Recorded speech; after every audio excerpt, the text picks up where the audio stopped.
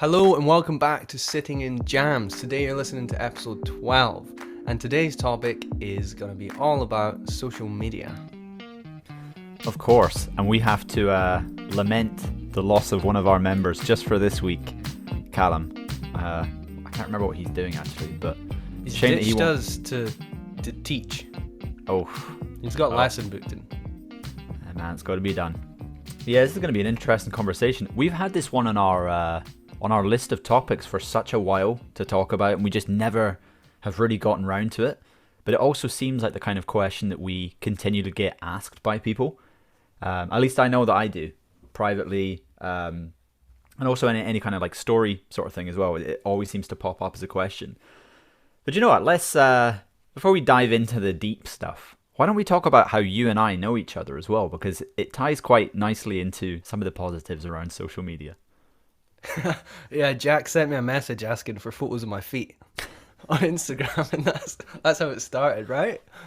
I mean, you sent them, so good, healthy relationship right there. No, I remember quite well actually, because I don't know.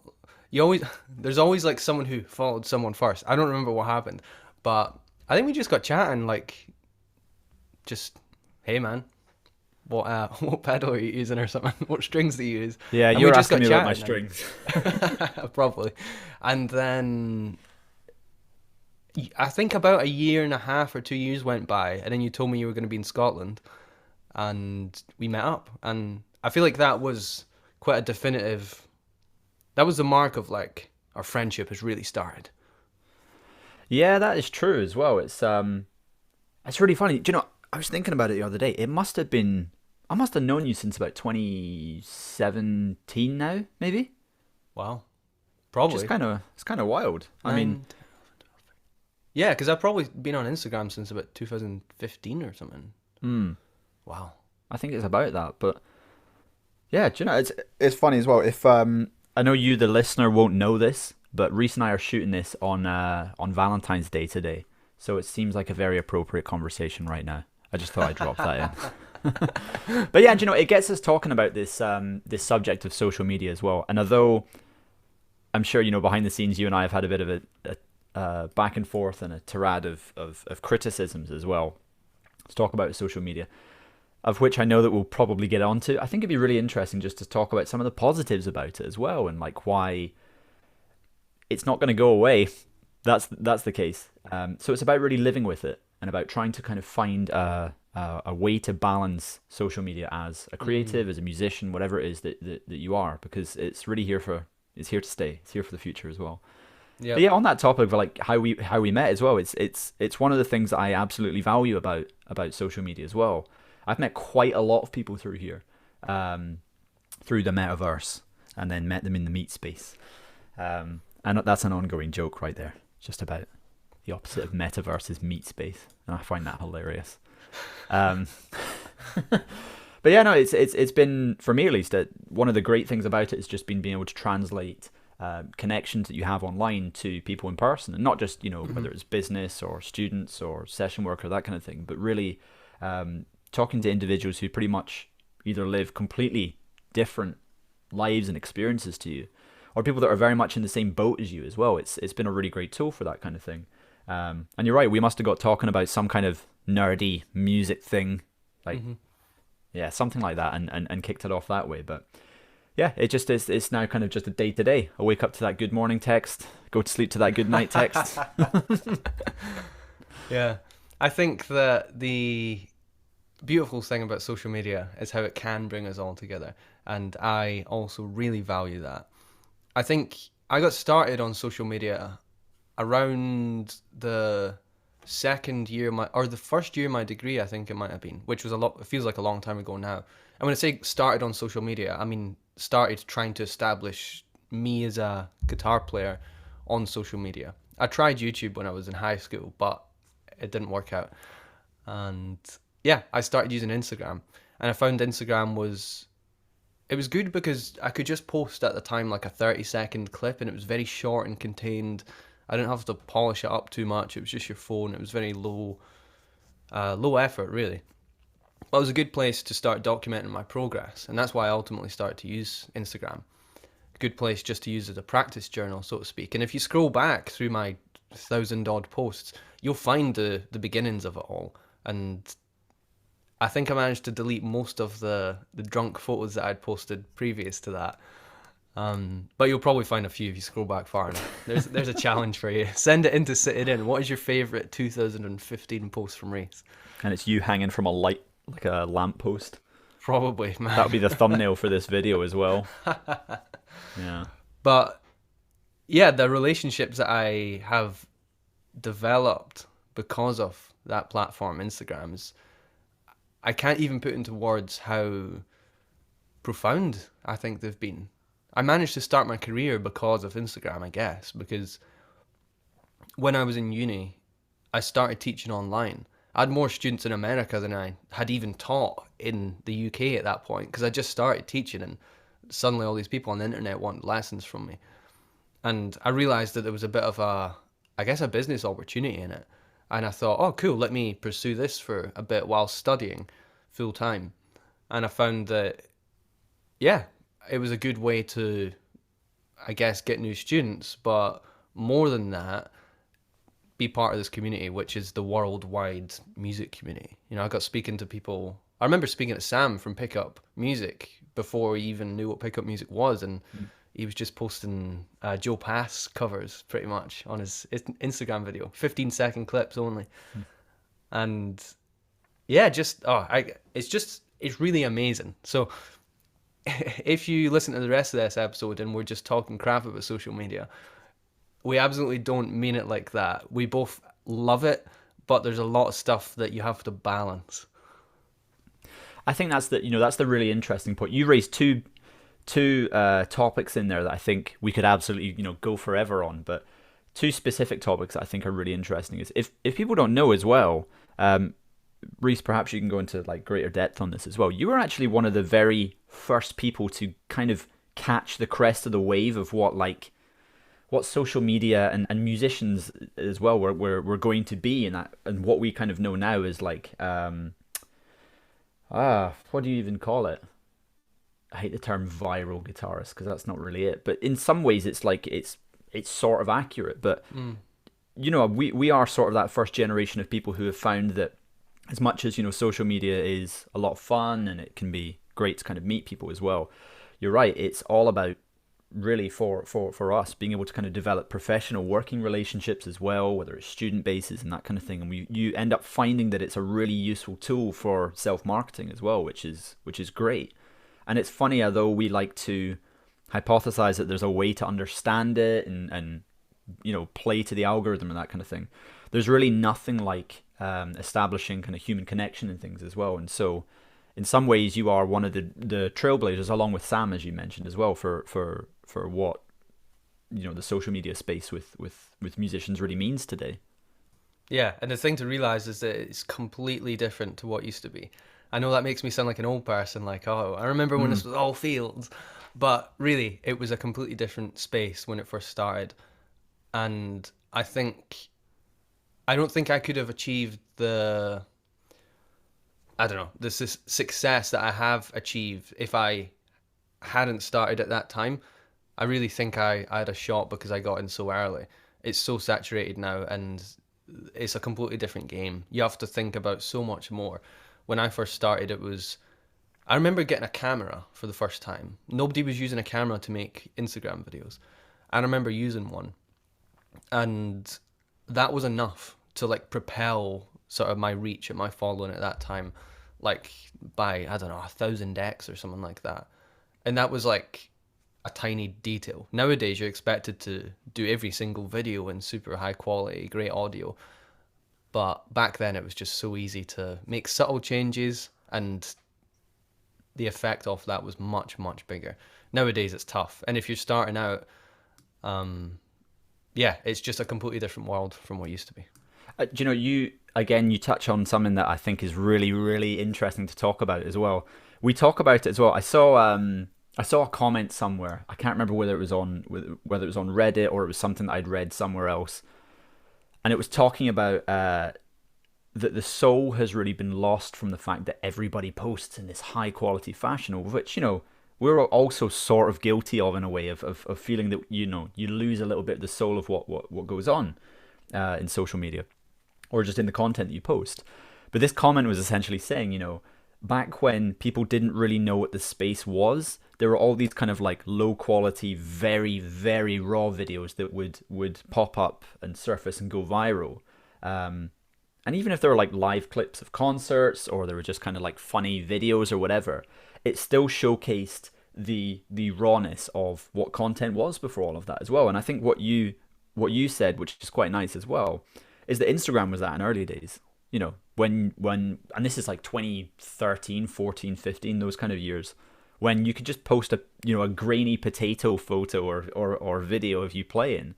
I don't know, there wasn't that expectation that there should be a massive production behind it, or that it has to look a certain way, or that the goal is to target audiences.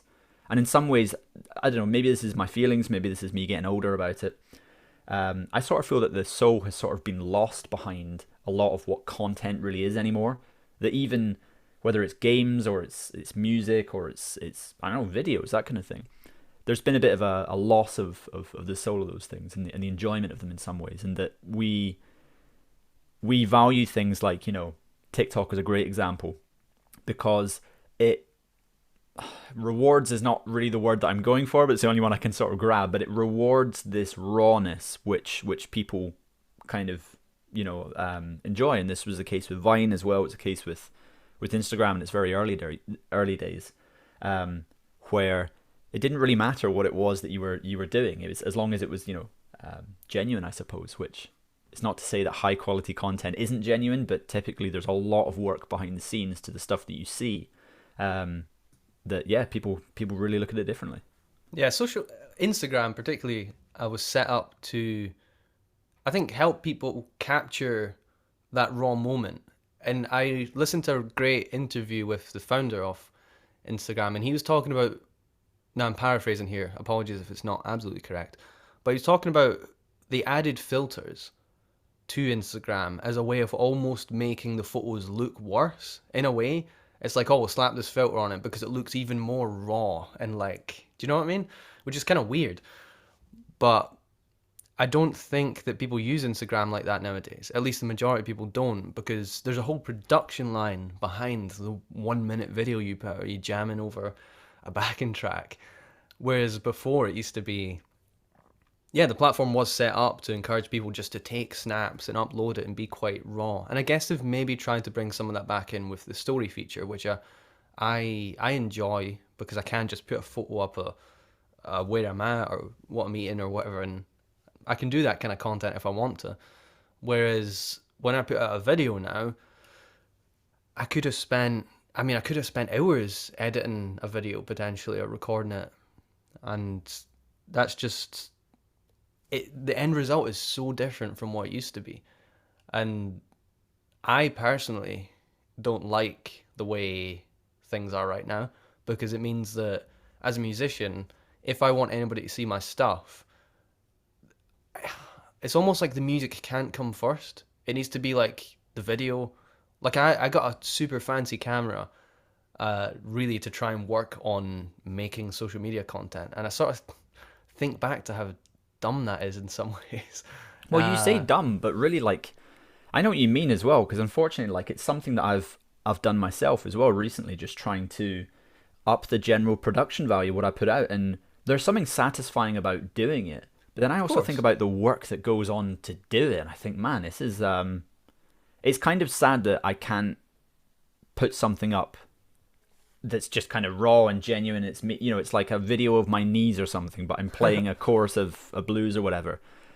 It's kind of sad that the only way that people really pick up on things is by how it looks. And it's unfortunate that nobody will listen to it if they can't see it. Mm-hmm. Which in some ways, like, we can lament that for, however long, and say, well, it's a shame that media is doing this and blah, blah, blah, and we want to keep it genuine and only, release audio files. Or we just get on with it and play with the... But this is it. This is what we live with now. And so you kind of have to take some level of inspiration and interest in it anyway, I suppose. Yeah. I mean, I would like to go back on that and say, like, I don't really mean that it's dumb. I just think that at a certain point, I find it really, really hard. And I'm currently going through that process again of thinking, how do I want to use social media? Because I don't actually know at this point what I want to do with it. I thought about quitting it for a while and just not doing it. And then maybe something will come up and be like, maybe that's how I'll use it. I'm a fan of distancing. But I don't know. I just think about how I don't want to be a videographer. And if I want to do social media, then I kind of have to do that. However, when I get into editing a video, like if I make a lesson video and there's like several angles in that, it's kind of fun. Like I do quite enjoy it. And I edit all the social media stuff for sitting in, and I do enjoy that process. But I think for me, there's a little bit of unbalancedness about how much work I feel I put into something and what comes back. I remember when I was first doing social media, it was easy just to make a video, and I don't know, it was people were more engaged with it naturally, probably because the space was a lot smaller. But now that the space is so big, I could put hours into making something, and maybe I posted it at the wrong time of the day, or maybe it's just not content that people want to see, which is fair enough, and it's a flop. But I guess that's just the process of being an artist. You just got to keep shooting at the target, and eventually you will hit it, but it might take years. I just feel that right now I'm not even sure what the target is. I'm just so lost in the ocean of social media, and I'm just swimming, and I'm like, I don't know if I want to go that way or that way. It's eh. In some ways, I feel like that was always the plan with social media. In some ways, like we literally just live in media surplus.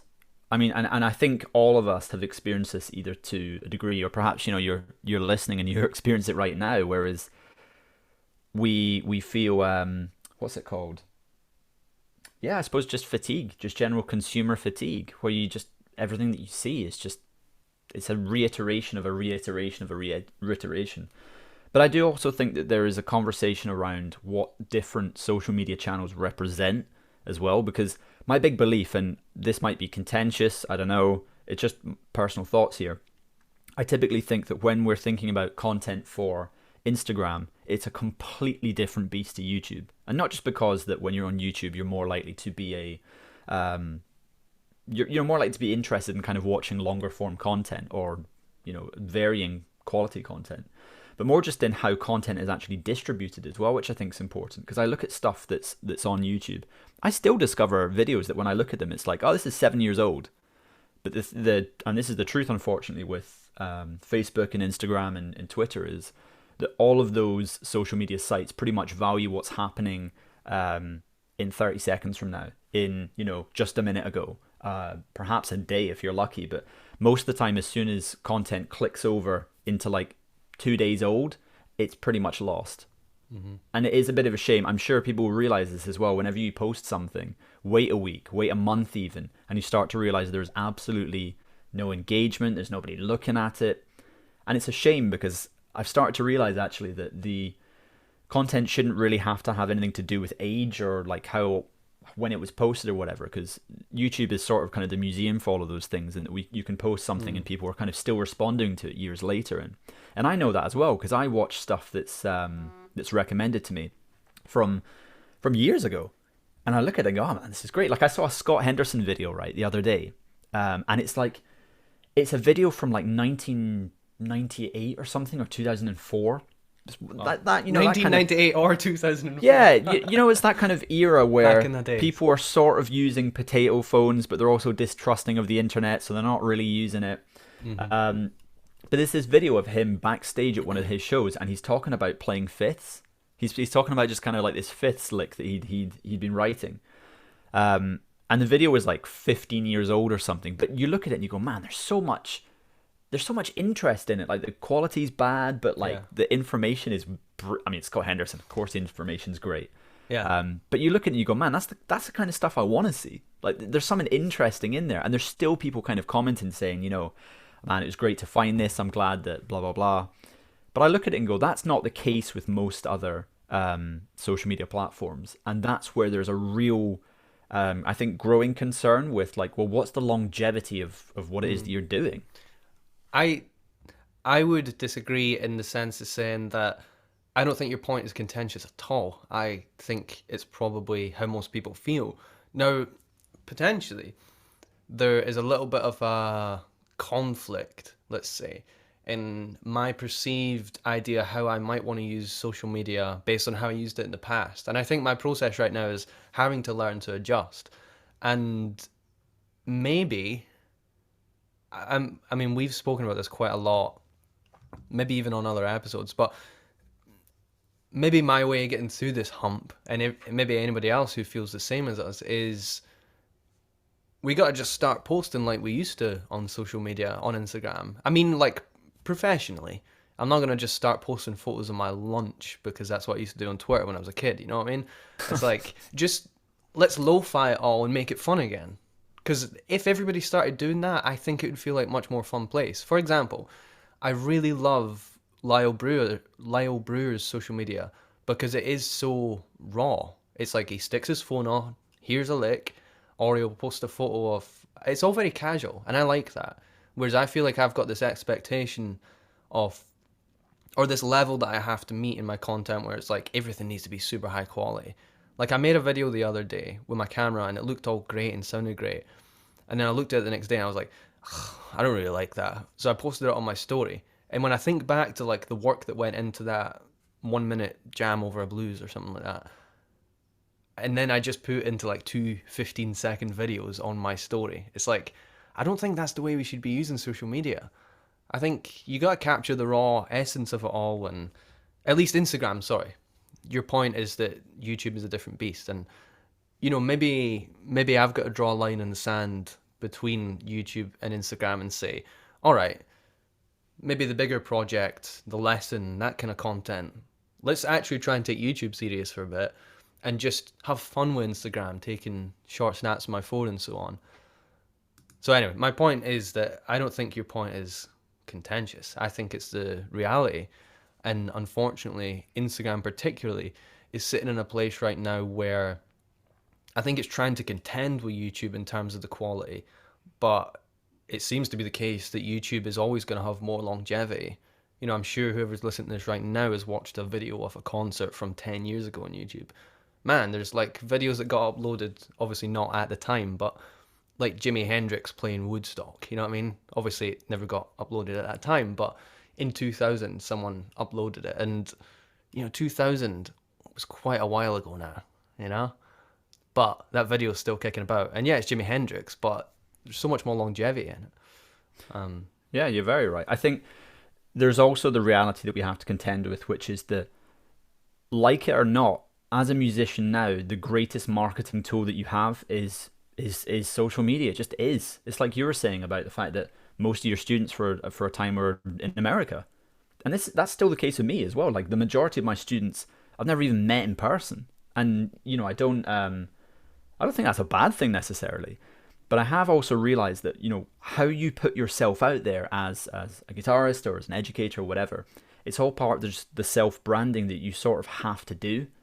And, we think of self-branding in terms of we celebrate it when it's like somebody releasing a record, or we celebrate it when it's like a live show, or whether it's, whatever.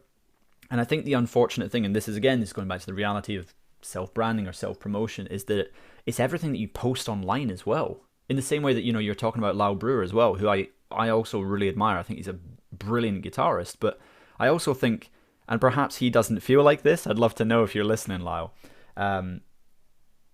The way that we perceive Lyle's content is that he is very blasé, I suppose, about how he posts it, but it's genuine, and it's got a soul, and it feels like you're being invited into somebody's life, not just like the persona that they're trying to build.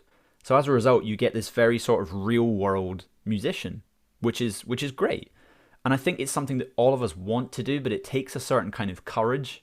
Because that, as you were saying, like as soon as you go down the path of like, well, I'm going to make sure that this angle is right and the lighting is right, that you end up drawing, perhaps it's a certain crowd or it's an expectation or that kind of thing.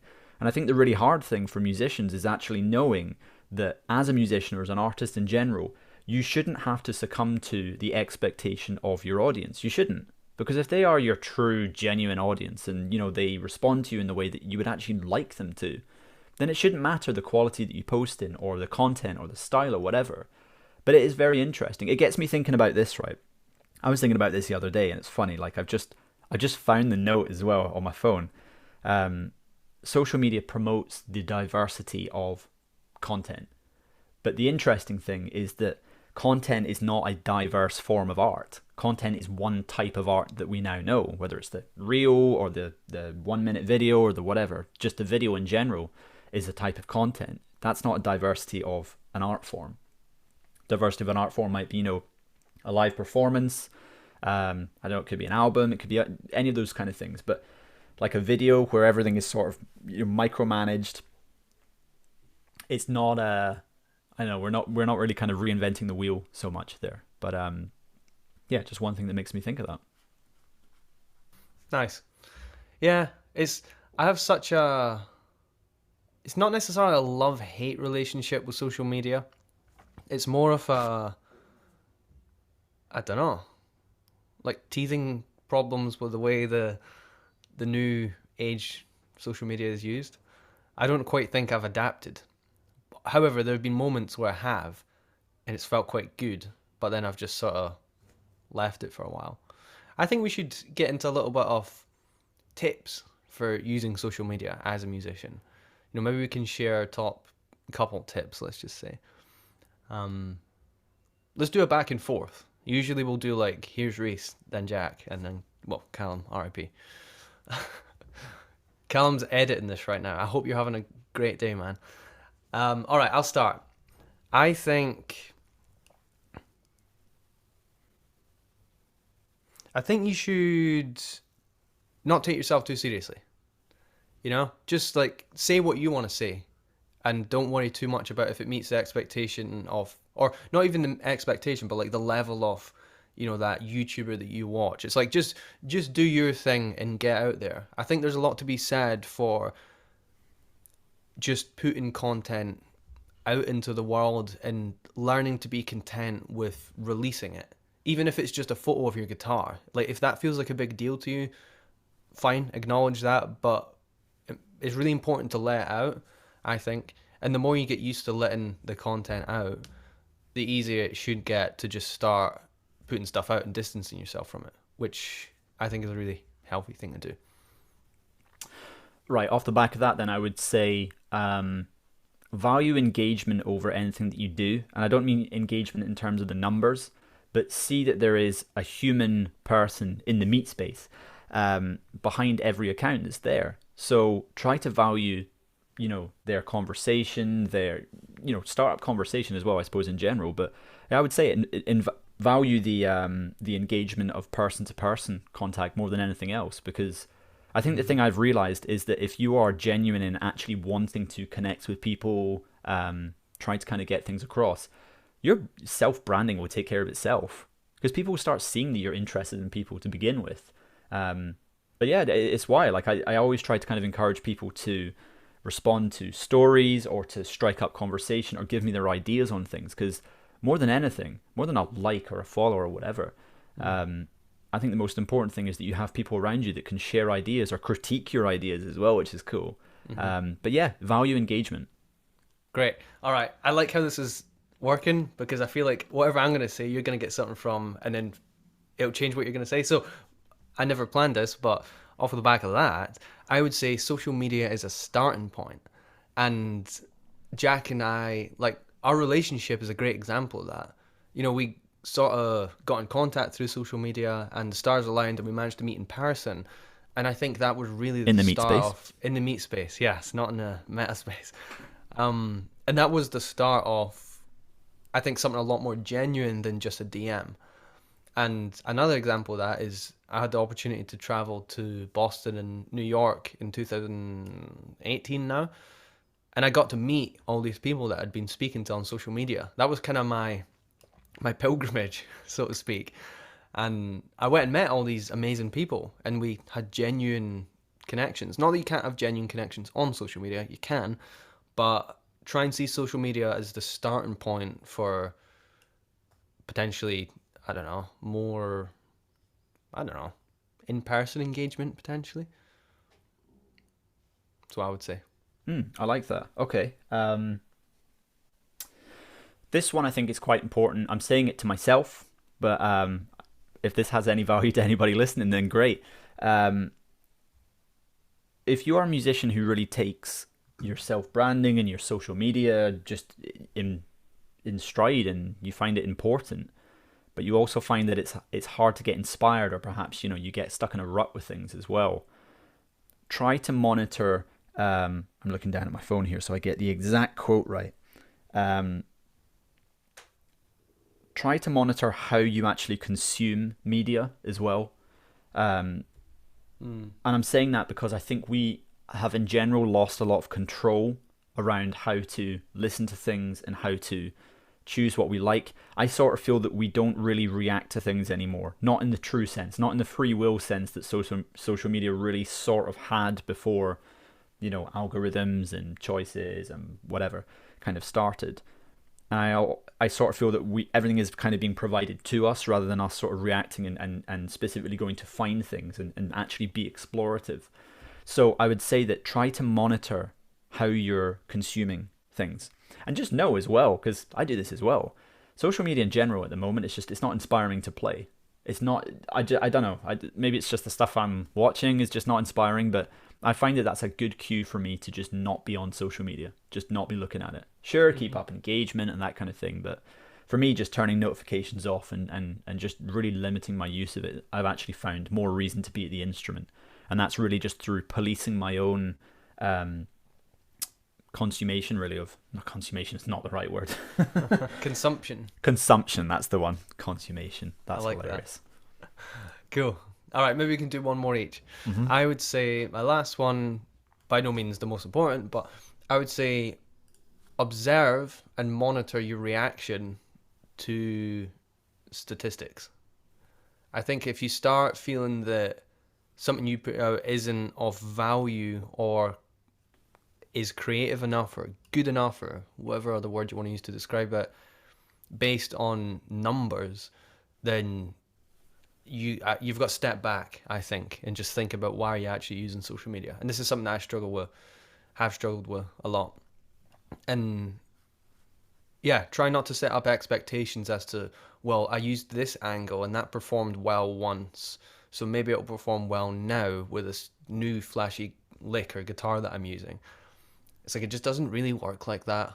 And I mean, there are certain marketing tactics you can use to gather data from previous success and then try and use it for the future. But um, yeah, I don't think history repeats. Maybe it rhymes. That's a very good point. Yeah, that's a great point. Um, hmm, I'm racking my brain here. I Oh, actually, yeah, yeah, no, I do have one actually. I think this is kind of more tailored towards artists and writers, composers, that sort of thing. Knowing that, be conscious that sometimes it might be the medium that you're using that doesn't serve your art rather than the art serving your medium. Because I think one thing that is absolutely true, I've talked about this with a couple people as well, and hence why it's kind of spinning around in, um, no, the meat space is, nah, never mind. Trying to use another meat space metaphor, and it's not really working. your meathead. But yeah, exactly. No, that some art just simply doesn't translate to social media in general. It doesn't. Whether the general vibe of what it is that you're trying to do or put across just doesn't work. You can't get, perhaps you're looking for shock factor, or you're looking for, I don't know, whatever it may be, some kind of reaction from people, or you're just kind of trying to get a message across. I think about it like this: why is it that authors, they don't post a 3,000 page story or something with all of their work, so you could go through the story pretty much how you'd use a Kindle? Because just in general, the art doesn't, it's not served particularly well by social media. I mean, also it's hard to monetize a story, and perhaps therefore it's a little bit of a clunky metaphor there. But the point sort of being that we have to realize that although we see pretty much everything that we could ever imagine, we can discover whatever we could ever imagine, really. Um, that there's a lot of art that still exists way beyond the boundaries that social media sets for it as well. And I think that's really important to just keep in mind as well, that it might be that say your post doesn't do well or whatever, or you can't find a way of trimming down your clip so that it fits into a great looking snippet or reel or whatever, have a conversation with yourself and say, actually, does the platform serve the art? Because if the answer is no, you've got to value the art higher than that and put it somewhere that it actually means something. That's gold. I think we should have started the episode just with that. Very well put, Jack. It makes me think as well about bands that I've played with who actually weren't even doing that much on social media, but somehow were playing festivals and like big gigs just because they got their name around, right? Huh. A lot of food for thought. I'm going to try and put some of it into effect. And I hope that you, if you're listening, found this episode to be useful. And let us know, are you struggling with social media? How do you make it work? Because I don't think we have the answers. I don't think anybody really does. But I think together we can come up with some idea how we can use it productively and in a way that doesn't get in the way of us creating what we really want to create. And yeah, on that note, we are going to close off today's episode. If you would like to support us, you can buy us a coffee. As you can see, my coffee cup is empty right now, which is a shame. And if you'd like to fill it, you can check out the link in the description. And as always, if you want to support us by getting some merch, you can do that again via the link in the description.